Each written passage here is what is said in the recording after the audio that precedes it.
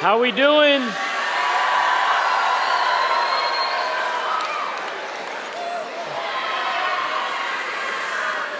Man, I got to tell you, that stuff doesn't come off your hands, if you were wondering, that Vienna sausage thing.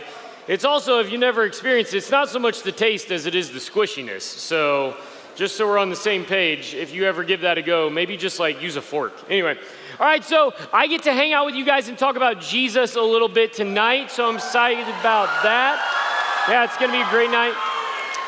So I know we've gotten to know each other a little bit this week, but real quick, just in case you were wondering, I am a youth pastor. That's what I do every day, right? I've been in youth ministry for 14 years, shouting the good news of Jesus to any teenager that'll listen. That's pretty much been the backdrop of my adult life. Now, on top of that, I feel like there's this moment where I just have to show you a picture of my girls, because that's like part of it, right? So I got a picture of my girls for you to see. That's my wife, Ariel. That's my 8-year-old Sky and our 5-year-old Beckett. So they're pretty awesome. So wish you could meet them. They're so much fun. They would love you. They would love all of this. So they would be having the time of their lives. Now I gotta ask you a question before we really get into it tonight. Okay, here's the question right off the bat. Have you ever been distracted? Like the kind of distracted where you've done something 100 times in your life, but you were focused on something else and you failed at doing that thing that you could usually do in your sleep, kind of distracted, right? Well, let me tell you a story. I was a junior in high. Any juniors out there? Any juniors? Cool. I was a junior in high school and there was a girl, which is how every good story starts, you know what I'm saying? So here's the thing. So there was this girl. Here's what you need to know. I know this is going to be shocking to you. Like, I know you're not even going to want to believe what I'm about to say. But back when I was a junior, I wasn't the physical specimen that you see before you today. You know what I'm saying? And even more than that, this guy wasn't the coolest cat in town. Not to get all sad in a hurry, but I was the kind of guy that still sat alone at the lunch table sometimes, even when I was a junior in high school. You know what I'm saying? That was me. But I got to say this. Shameless plug for the local church. Church was different for me. Not that church is perfect. I think we've been around long enough to know the church isn't perfect, but the church was a place that took a shy kid like me and gave me a home, gave me a people, gave me a community, gave me a place to belong, a place that I felt loved and accepted. And so at school, I might not have had a ton of people rallying for my autograph, or anything, but at church, I felt like I had a community, I had a people. And this girl I went to church with, she was a pastor's kid just like me. We went on all the trips together, all the things, and our friends had started to say that we should date. And so here's the thing. Like in the grand scheme, as the kids say these days, let's keep in mind, there's zero riz going on here, just so we're on the same page. So, like there's no shot. Like this girl, believe it or not, you're not even gonna believe, this girl had people that sat at her lunch table, okay? Like she was cool. Like people knew her name, me, not so much. I was kind of in the background, but at church, again, we got to hang out, we got to go to trips like this, and special stuff happens at church camp, anyway. So anyway, I just sent that too far, didn't I? Took that right off the cliff. Anyway, so we start hanging out, and this is the first time that I went on any actual dates with a girl. And the first time we actually hung out, we went to this play together. And so we get to this play. This is where it gets really scandalous, okay? I left my arm on the armrest, and she put her hand on my arm.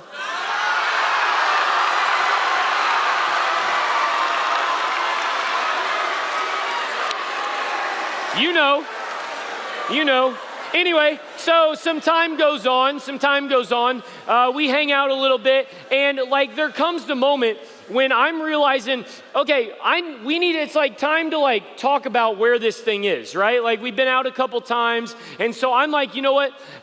Hey, I asked her, I was like, hey, do you want to go out and we'll just go get some ice cream or something after youth group on Sunday? We had our youth group thing on Sunday nights, and she was like, yeah, I would love to, and I was like, great. So Sunday's 3 days away, and every night that week in bed, I'm rehearsing what I'm going to say in my mind, because I've got to ask her the question, not the question, but I got to ask her, hey, is this thing Like, is this gonna be a real thing? You know what I mean? Like, are we just friends? Girl, quit playing, you know? You know what I'm saying? A little Justin Bieber for you.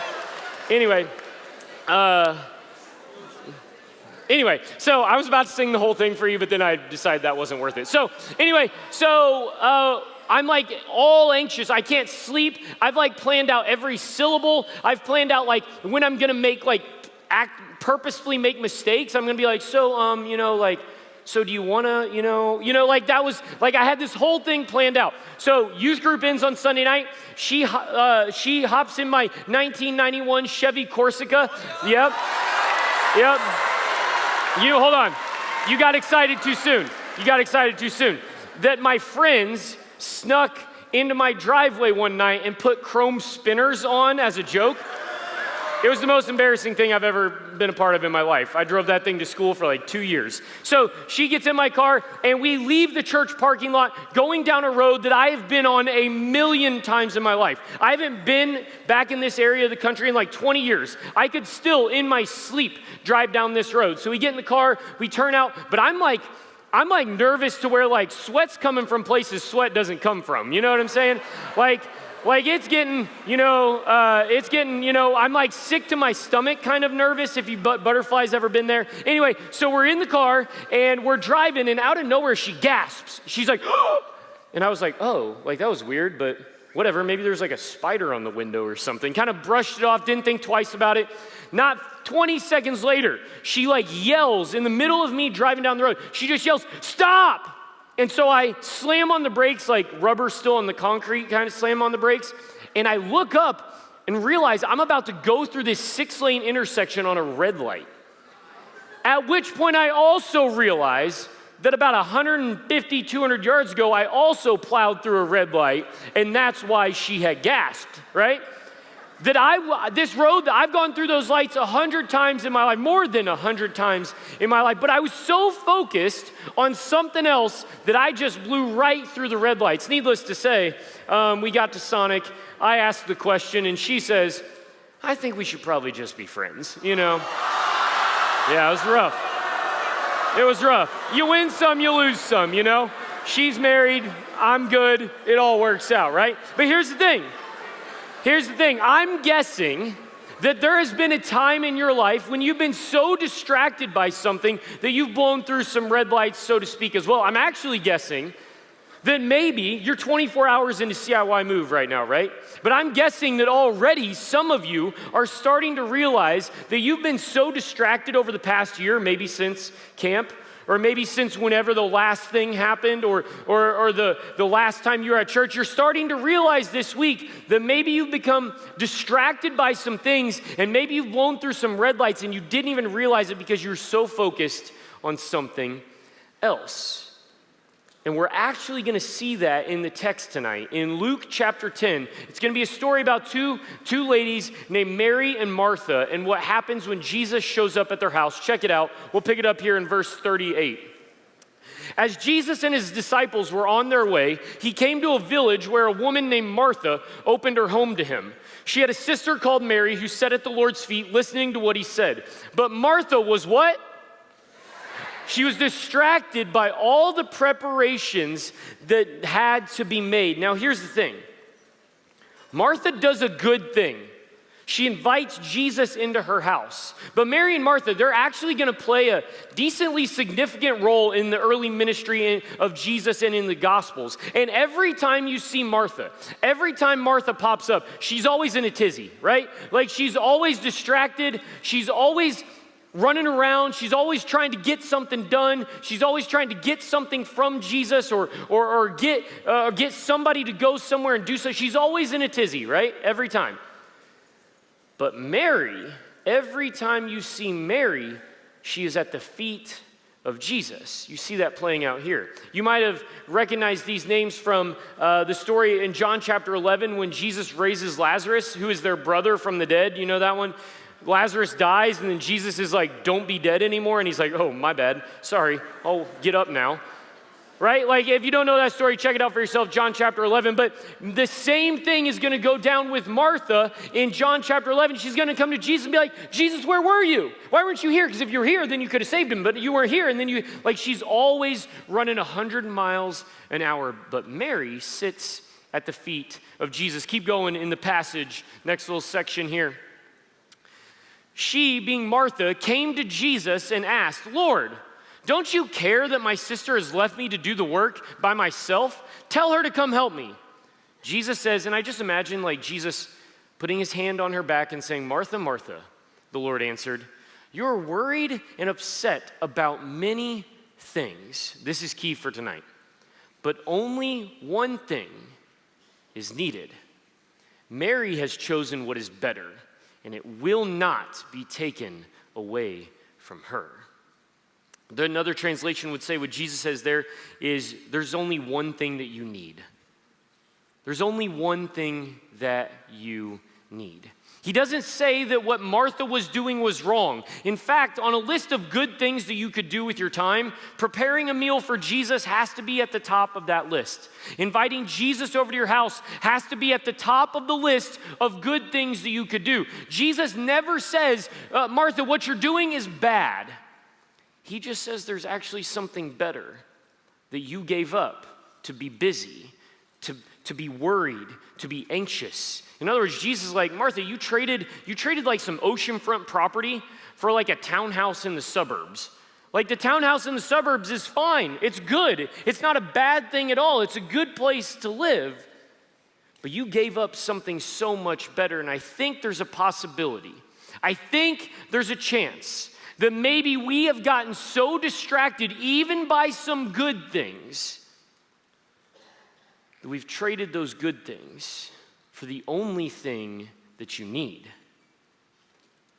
to sit at the feet of Jesus.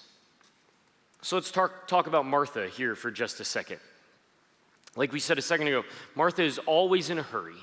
She's always in a rush. She's always distracted by something going on in her life. She's always in pursuit of something. Now, don't misunderstand me. Martha fits the calling card of what a Christian looked like 2,000 years ago. The modern day version, she goes to church. She's not cussing. She's hanging out with the right people. She's doing all the right things. But by every sense of the word, she is living for Jesus. She is sold out for Jesus. If you were like, Martha, what's the most important thing in your life? I think she would say Jesus.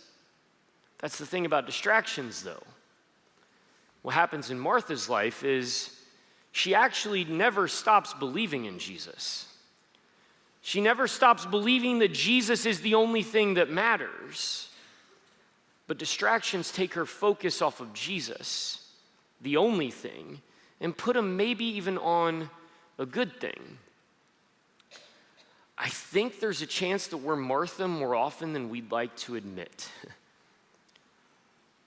Because I'm guessing that there was a time when a lot of you, maybe last year at CIY, came and you postured yourself like Mary at the feet of Jesus in submission and surrender to Jesus. But then time went on and you got distracted by a whole lot of good things. Things like succeeding in the classroom or on the field or on the court, or you got distracted by relationships that are good in your life, and you got distracted by work. You might have even gotten distracted by church. These could be good things in your life. The pursuit of higher education and getting scholarships and all the things. We might have gotten distracted and blown through some red lights in our relationship with Jesus. I think there's a chance that we've traded the only thing that we've ever needed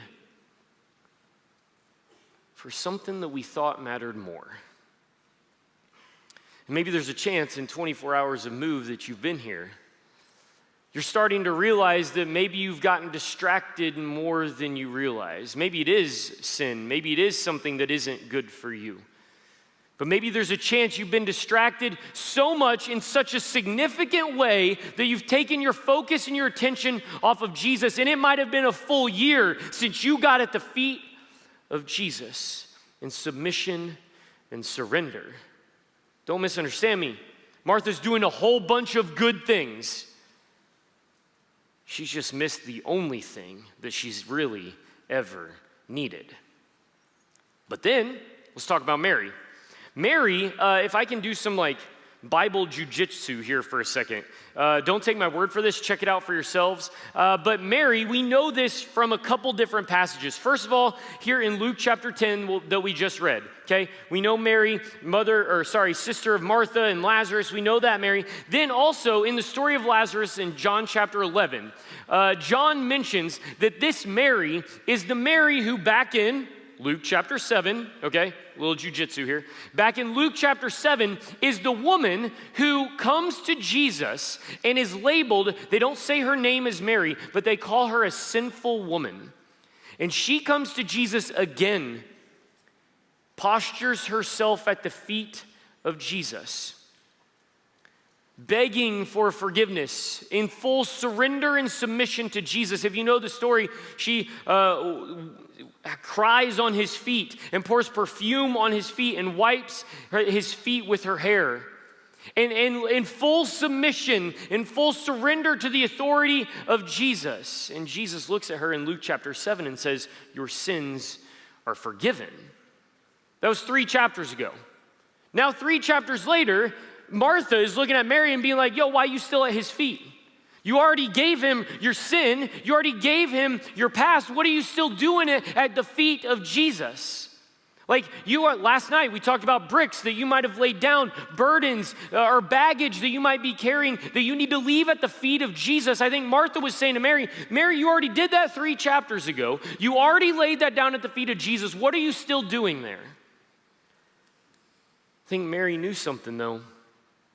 That it wasn't only what Jesus could take away, her shame, her past, her sin, the heavy weight on her shoulders. It wasn't only that could take place at the feet of Jesus, but it's actually at the feet of Jesus that Mary could find everything she didn't even know that she had ever needed. That when you come to the feet of Jesus, it's not just what you give up, it's actually what you go home with. That Jesus is the only thing you need, that everything that you've ever been looking for that might have looked shiny and got you distracted in life, the things that you thought would lead you to joy, the things that you thought would lead you to hope and purpose and life and all these things, Mary found them at the feet of Jesus.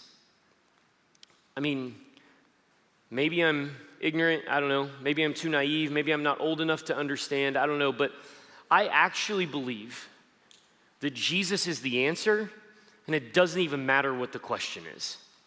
I actually believe that Jesus is the answer, and it doesn't even matter what the question is. And I think Martha was so busy trying to perform.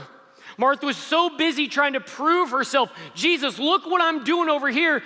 Joker over here just sitting on the ground. Like, Jesus, have you seen me lately? Have you seen me grinding, doing all these good things? I'm performing, I'm showing up, and we're living to the weight of these expectations that other people have on us, maybe that we've put on ourselves, that coaches or teachers have put on us. We're living under these distractions of good things in our lives even,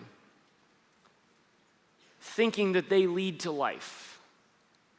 But Mary not only falls at the feet of Jesus, leaves her baggage, leaves her sin, leaves her burdens behind. She not only drops the bricks at the feet of Jesus, but she's actually going to pick up the only thing that she ever needed. Friends, Jesus has all that you need.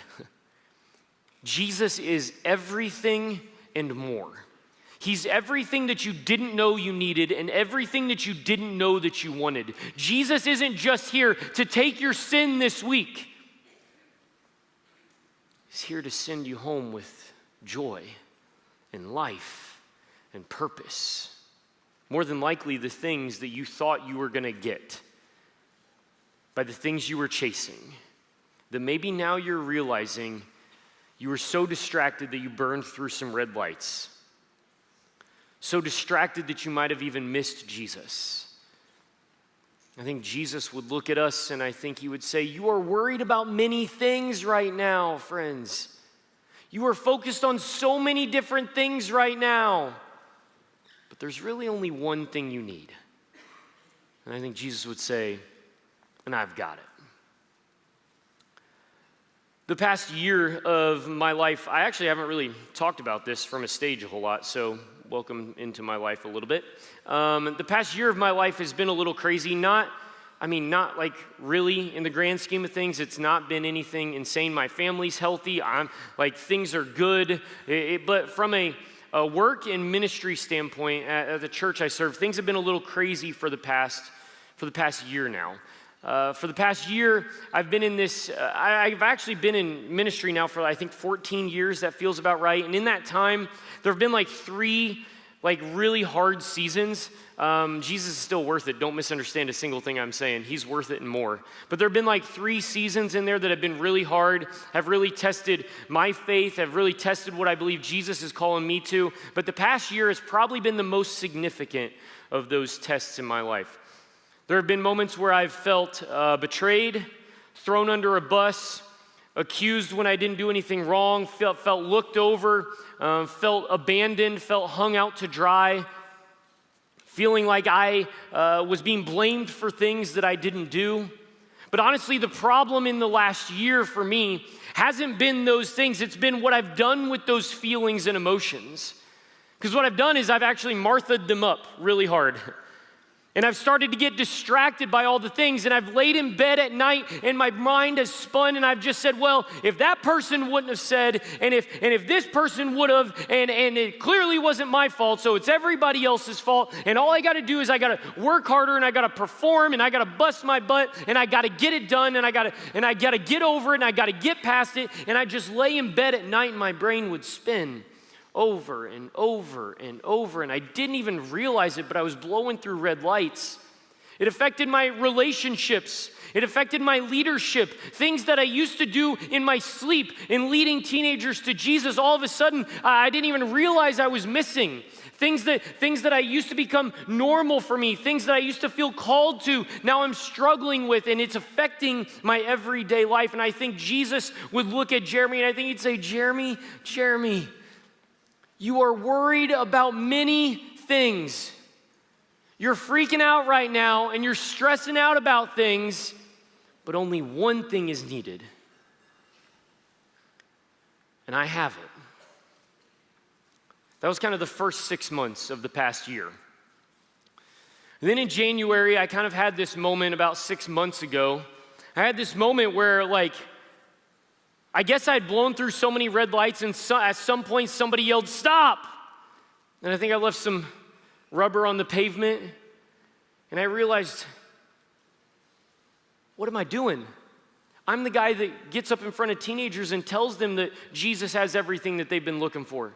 I'm the one that's been following Jesus since before I can remember, going to church since before I can remember. I've done this thing my whole life. I know all the Bible stories. I know all the things. And here I am getting distracted. I'm the one that tells the teenagers not to get distracted. And here I am focusing on all these things, trying to perform my way, trying to achieve my way, trying to work my way out of this chaos that my life is in. So I made a decision. I got to do what Mary did. I got to meet Jesus in a posture of surrender and submission. I got to not only lay down my burdens at his feet, but I got to pick up everything I've ever needed from him. So in January, I live in Florida, and in January, it's not super cold. It's kind of cold. People say that Florida has 2 seasons, summer and January, right? So it's kind of cold in January, but I made this decision because my biggest problem was laying in bed at night.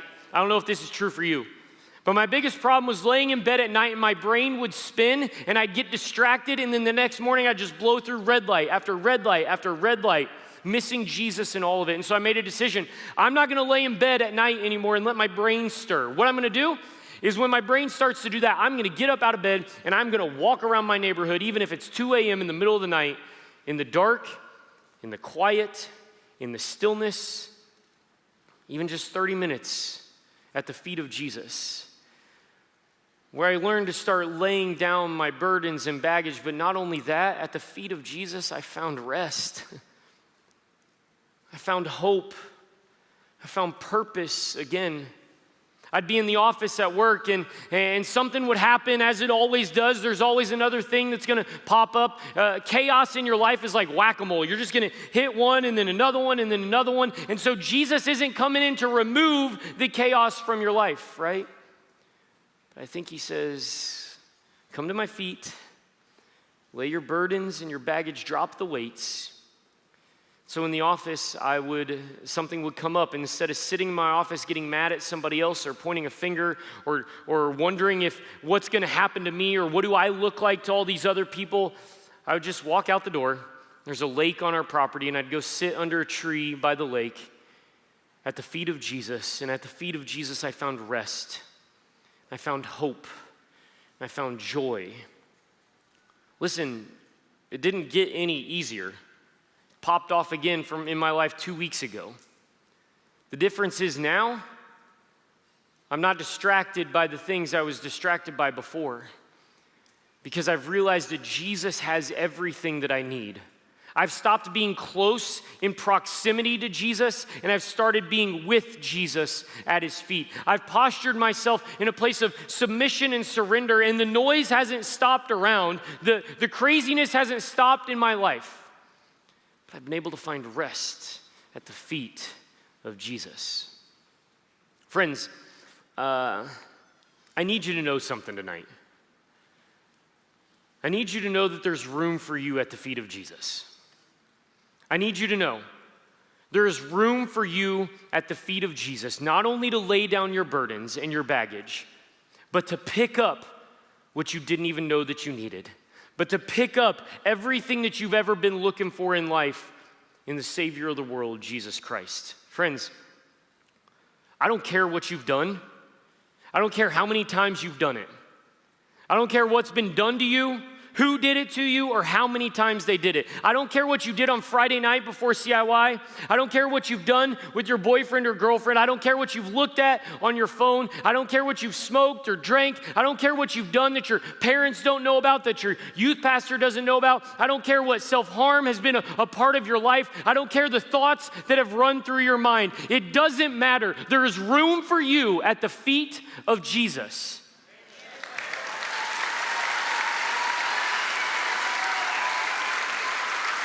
But this is big.